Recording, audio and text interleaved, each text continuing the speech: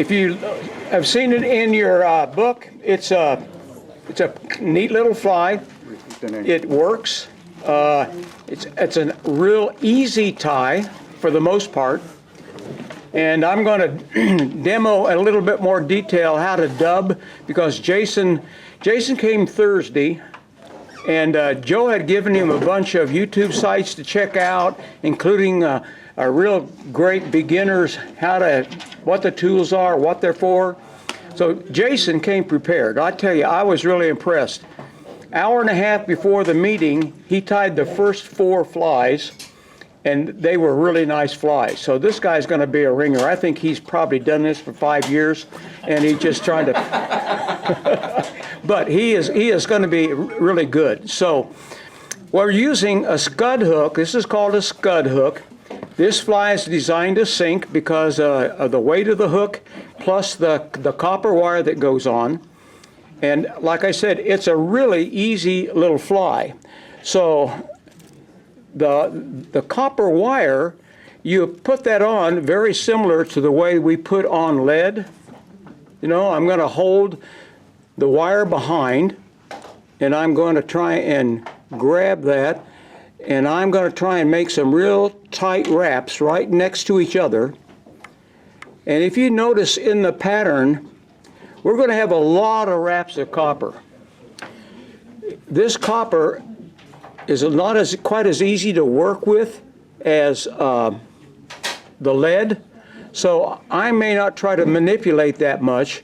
I'm going to try and cut some of this off as close to the shank as I can, and I'm using my utility. I don't care if they get dull scissors. I'm using some old junker scissors, and I'm going to cut that off as close to the shank as I can get, and then I'm going to have to try and get that little pigtail down next to the hook shank. Okay, and that looks pretty good. Now notice this pattern calls for the copper to go quite a ways down below the bend of the hook. So I'm just putting it where I think I want, and then I'm going to continue wrapping. I've got to leave enough room up front for the collar. And that looks pretty good to me. Notice I've got this thing out of my way. I've got that copper wire down to the pretty low end to the bend, and I'm going to see if I can't get that tag end a little bit flatter on the end. It just doesn't want to bend as easily as the lead.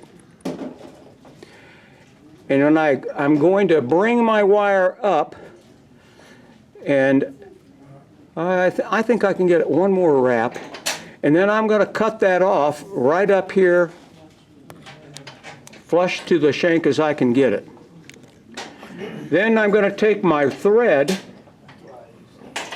and I'm going to try and cinch this copper wire so it's not going to float around and go up and down. So I'm going to wrap in front a little bit, get my thread attached, and then I'm going to go into the first wrap or two of that copper wire.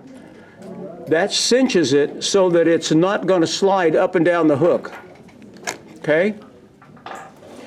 Now, I've given you a choice of either, what do I do with it? Either using the either dubbing, or we can use Peacock Herl. I'm going to tie one with dubbing, and then I'll tie one with Peacock Herl. I think everybody here has already learned how to rope Peacock Herl. So I'm going to take, like we did before, I'm going to really spread this dubbing really, really thin. I don't have any thick, big clumps. I'm going to lay it on my thread. I'm moistening my fingertips. I'm going to twist that counterclockwise on the thread. And I just took a pinch, you know, and I've probably got more dubbing here than I'm going to need for this collar.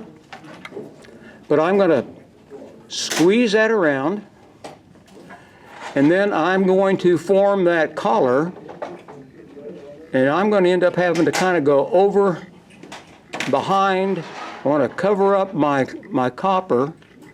That was a good grab. That is just really pretty close. So I'm going to bring my thread up front, and I'm going to maybe form just a little bit of a head, and then I'm just ready to kind of tie it off. Tie a little bit, that's probably enough. I'm going to whip finish that. I'll put 3 or 4 wraps on there. Pull that tight, and then I'm going to trim that thread off, get it out of the way.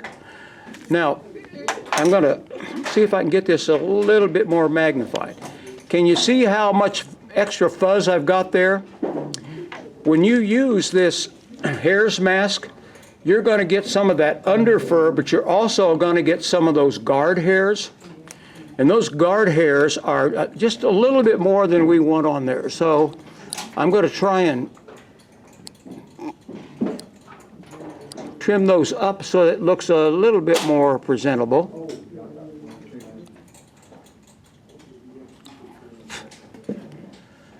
Now I've got one. I gotta get that guy. Oh, I gotta get that guy off right there. Okay, and you will not find a more simple tie than that. But that's what the Brassie looks like. My vise I can rotate so I can see I've got a little bit more trimming I might want to do on this side. But I want it to look a little buggy, but I don't want it to get in the way of putting tippet in. And that is a Brassie.